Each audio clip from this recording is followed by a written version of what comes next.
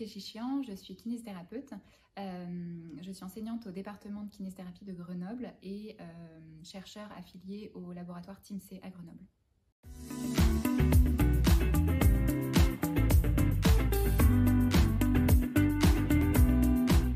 Je pense que donc, cette journée, c'est une belle opportunité pour valoriser le parcours des femmes et des filles en sciences.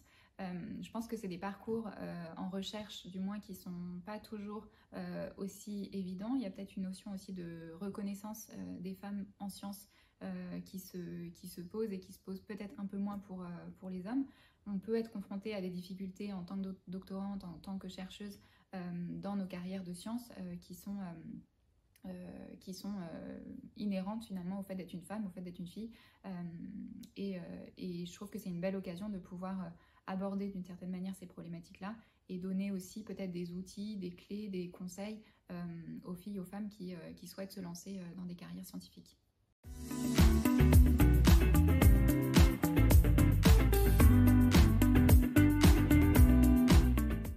Je pense que les femmes, elles ont un rôle à jouer dans la science, clairement. Comment les inciter? En fait, je pense que ça passe aussi par le fait de se faire confiance en tant que femme dans ce qu'on a envie d'apporter, que ce soit à notre profession, à notre discipline. On est conscient des problématiques qu'on peut rencontrer, on est consciente de ce monde de la recherche qui peut être très masculin, des difficultés qu'on peut avoir en tant que femme à s'imposer dans ce monde-là et à imposer nos travaux et à imposer un petit peu notre manière de voir les choses quand on est confronté à une audience qui va être très masculine.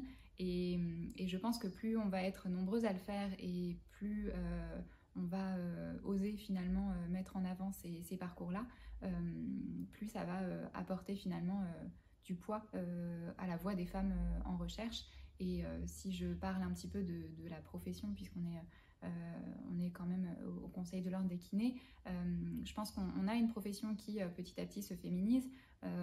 On a aussi beaucoup d'étudiantes en formation initiale qui sont intéressées par la recherche, beaucoup d'étudiantes qui se forment, qui sont doctorantes, et donc la volonté derrière d'avoir une forme de parité finalement dans les postes d'enseignants-chercheurs qui vont être créés, malgré les difficultés qu'on peut rencontrer en tant que femme dans nos carrières, avec parfois des carrières qui vont être un peu entrecoupées, qui vont être un petit peu moins lissées finalement que les carrières des hommes. Et on sait que les carrières, par exemple, d'enseignants-chercheurs, c'est des carrières qui sont très compétitives. Et donc, on a finalement besoin de montrer le fait que c'est possible, en fait, d'y arriver, qu'il y a des enseignantes-chercheuses qui ont aujourd'hui une place très importante dans la recherche, dans leur discipline ou leur profession respective, et donc que c'est possible, et que la première chose, c'est peut-être d'y croire et finalement de ne pas se dire que le fait d'être une fille, le fait d'être une femme va être une barrière à la réussite professionnelle.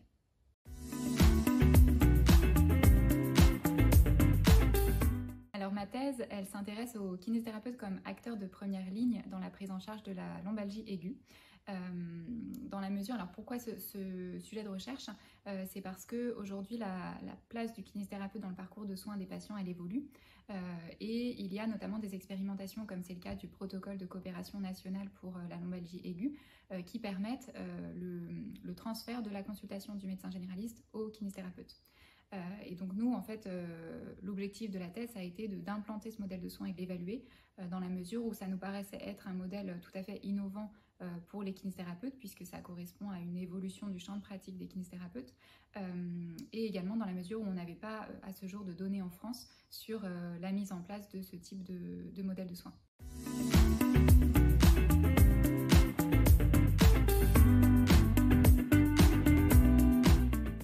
Alors les résultats, pour les décrire de manière assez brève, on a mené une première étude dont l'objectif a été de mesurer l'acceptabilité des médecins généralistes et des kinésithérapeutes à mettre en place ce protocole de coopération, donc ce transfert de tâches entre le médecin généraliste et le kinésithérapeute. On s'est rendu compte que les médecins généralistes et les kinés qui exercent en région Auvergne-Rhône-Alpes, donc c'était vraiment spécifique à des professionnels qui exercent en structure pluriprofessionnelle, étaient plutôt favorables à la mise en place de ce modèle-là.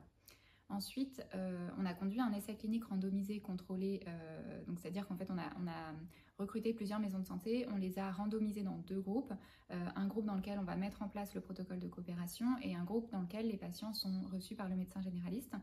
et on a comparé les résultats des patients entre les deux groupes. On s'est rendu compte qu'à 6 semaines et à 3 mois, les résultats cliniques des patients étaient les mêmes, c'est-à-dire qu'il n'y avait pas de différence significative entre les deux groupes sur le plan de la douleur et de l'incapacité. En revanche, on a pu remarquer que les kinésithérapeutes prescrivaient nettement moins de médicaments que les médecins généralistes. C'est des résultats qu'on doit quand même interpréter avec un petit peu de précaution dans la mesure où on n'a pas pu recruter autant de patients qu'on aurait voulu pour avoir une bonne puissance statistique. L'étude suivante, ça a été d'explorer le ressenti des patients suite à cette consultation avec le kinésithérapeute. Donc les patients ont vécu une expérience qui était positive. Ils étaient confiants en la capacité du kinésithérapeute à réaliser ces actes-là. À titre d'exemple, ils étaient confiants en la capacité du kinésithérapeute à élaborer le diagnostic de la lombalgie, à prescrire des médicaments, à prescrire un arrêt de travail. Et ils étaient plutôt favorables à ce que ce modèle perdure et éventuellement à pouvoir même élargir encore plus les autorisations dérogatoires qui étaient accordées aux kinésithérapeutes. Et ensuite, sur le dernier volet, on s'est intéressé donc au sentiment de compétence des kinés, puisque c'est des actes qui sortent un petit peu de leur champ de pratique habituel. Là, on s'est rendu compte que les kinés avaient un ressenti relativement mitigé, c'est-à-dire que d'une part, ils étaient relativement confiants en leur capacité à recevoir des patients en accès direct et à identifier des signes et symptômes de pathologie sérieuse. D'autre part, en ce qui concerne la prescription d'anti-inflammatoires et d'arrêt de travail, on sentait un sentiment de compétence un petit peu plus faible qui était aussi lié au manque d'exposition puisqu'on avait assez peu de patients finalement qui ont pu être recrutés dans le modèle. Donc les conclusions, on peut dire que c'est un modèle qui est relativement innovant. Ça donne un peu un aperçu de l'implantation d'un nouveau modèle de soins en kiné dans lequel les kinésithérapeutes sont vraiment des acteurs de première ligne dans la prise en charge de la lombalgie. Et c'est des résultats qui, à mon sens, sont intéressants pour la profession, surtout dans un contexte où, aujourd'hui, l'accès direct en structure d'exercice coordonné a été autorisé depuis quelques mois, et donc on va être amené à voir se déployer ce type de modèle de soins. Donc je dirais que la suite, ça va être d'évaluer à nouveau, on va dire, ces modèles, notamment l'accès direct, pour avoir des preuves scientifiques encore plus robustes à apporter en faveur de l'efficacité et de la sécurité de ces modèles.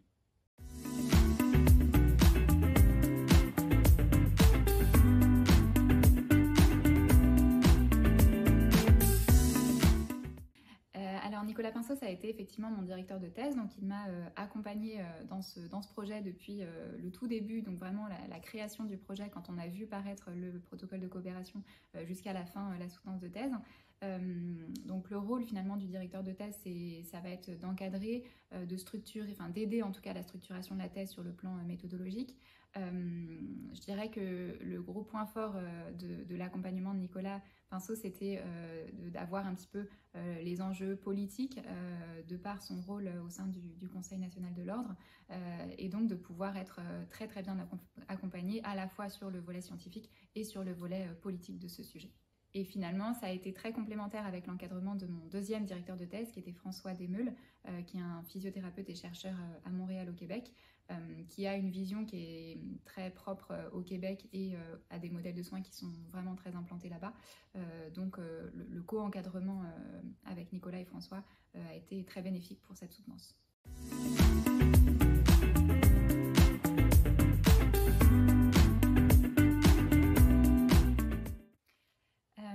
Alors c'est une vaste question de savoir pourquoi est-ce qu'on choisit de se lancer dans une carrière de recherche en plus de la pratique clinique. Je dirais que pour moi c'était vraiment lié à l'impact que je perçois toujours du développement de la recherche en kinésithérapie.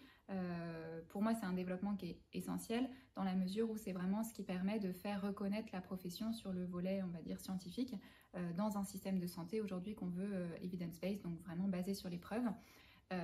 Ça répond à un besoin personnel et je pense collectif de se questionner sur l'efficacité des techniques qu'on met en place, sur l'efficacité donc de nos interventions, sur la qualité et la sécurité des nouveaux modèles de soins qu'on va pouvoir implanter. Et pour moi, la participation en fait à cet effort collectif qu'est la recherche en kiné me paraissait en fait fondamentale pour le bon développement, je dirais, de la kinésithérapie en France.